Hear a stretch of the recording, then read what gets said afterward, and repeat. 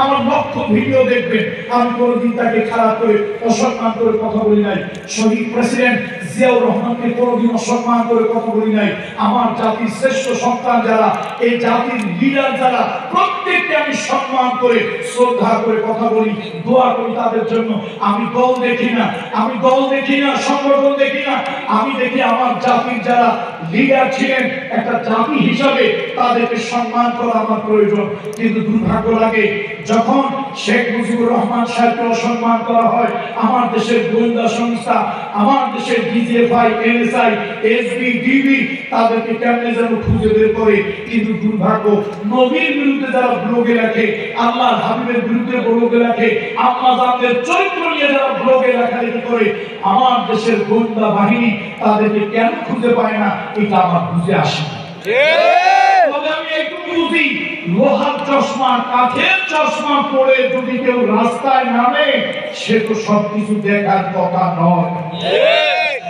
প্রশাসন এই লোকগুলোর কাছে কাঠের চশমার মতো হয়ে যায়।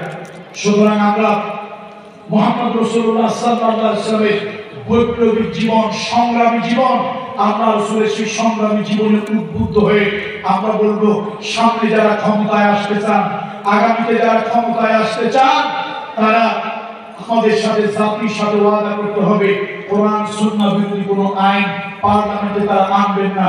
কোরআন সুন্নাহ বিরোধী আইন যা আছে সেগুলি বন্ধ করতে হবে। এবং কি রাসূলুল্লাহর শানে যারা বেয়াদবি করবে, আল্লাহর দ্বীনের শানে যারা বেয়াদবি করবে, তাদের ব্যাপারে মৃত্যুদণ্ড পার্লামেন্টে আইন পাস হোক। আপনারা কি তা চান? তাহলে সকল আল্লাহ নবীকে ইহানতকারী, রাসূলুল্লাহকে অসম্মানকারীদের বিরুদ্ধে বাংলাদেশের আগামী পার্লামেন্টে মৃত্যুদণ্ডের আইন জারি করতে হবে। আমাদের রাসূলের ঈসার সওয়াব থেকে এই দাবি আমাদের থাকবে, বলেন ঠিক কি? রাসূলুল্লাহ সাল্লাল্লাহু আলাইহি ওয়াসাল্লাম, রাসূলুল্লাহ সাল্লাল্লাহু আলাইহি ওয়াসাল্লাম আমাদেরকে শুধু তাহাজ্জুদের নামাজ শিক্ষা দেন, আল্লাহ নবী প্রয়োজনে লাঠি ধরতেও শিক্ষা দিয়েছেন।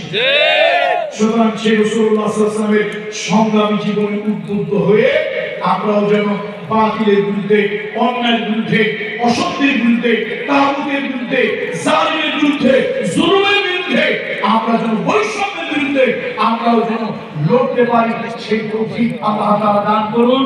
আল্লাহ তাআলা এই দরবারে একজন খাদেম হিসাবে আল্লাহ তাআলা আমাকে কবুল করুন। আমি হৃদয় থেকে আওলাদে রাসূলকে, তার পরিবারকে, শুধু মরহুম সৈয়দ তাহের আহমদ জাবিরি নওয়াল্লাহু মাকাদাহু ওয়া জাআলাল জান্নাতা মাসওয়াহু, আওলাদে রাসূলের বংশ বুনিয়াদ যেখানে আছে, আমি হৃদয় থেকে তাদেরকে শ্রদ্ধা করি। আমার মাথার তাজ তারা, আমার চোখের মণি তারা, আমি তাদেরকে সব সময় মন থেকে দোয়া করি, আল্লাহ তাআলা এই দরবারে উত্তর সমৃদ্ধি দান করুন। এই দরবারকে আল্লাহ তাআলা কিয়ামত পর্যন্ত ইস্তেকামত রাখুন। এই দরবারে যারা মুখালিফ আছে, আল্লাহ তাদেরকে মুওয়াফিক বানিয়ে দিন। এই দরবারের দিকে যারা বাঁকা চোখে তাকাবে, আল্লাহ তাআলা তাদেরকে হেদায়েত দিন, তাহলে বাঁকা চোখ করে তেরা বানায় দিন। هذا ما عندي والعلم عند الله عليه توكلت وإليه الرزق والسلام عليكم ورحمة الله وبركاته.